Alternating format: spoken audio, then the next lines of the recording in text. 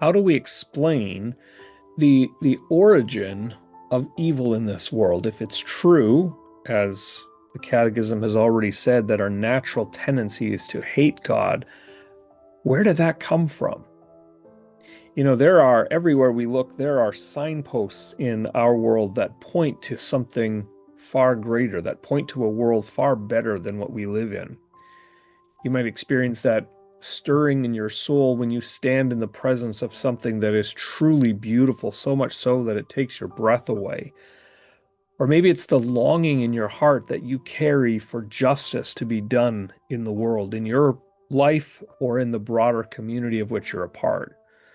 Maybe it's the transcendent joy that we experience in the perfection of human relationships. All of these are signposts. They're hints in this world that point us to another world, a world that we were made for, a world that says there's something more that we are created for. And the Catechism answers that question by reminding us that God created us in his image. He created human beings as good and righteous. That to be made in God's image suggests a number of things. It suggests that we all carry with us inherent worth and dignity. It suggests moral perfection, that we were created perfect. It suggests a role that we have in the world, a role to exercise dominion and authority over creation, to be co-laborers with God in the world.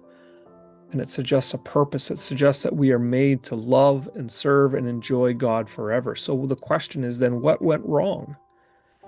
Well, Adam and Eve were representatives of the entire human race.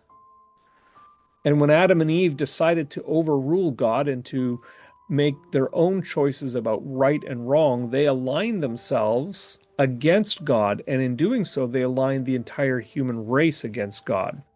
If you are born to parents who are part of a country that is at war with another country, then it's just naturally assumed that because you're born into that country, you also are, you're considered an enemy of that other country. And the same is true in the Bible. If we are born into a race that is at odds and as enemies of God, then we too are considered enemies of God. So where's the comfort in all of this? The comfort is that those longings for that better world are still there. The hints of this better world are still in this world, pointing us to something greater. And the promise is that God will do whatever it takes to restore that reality that has been lost.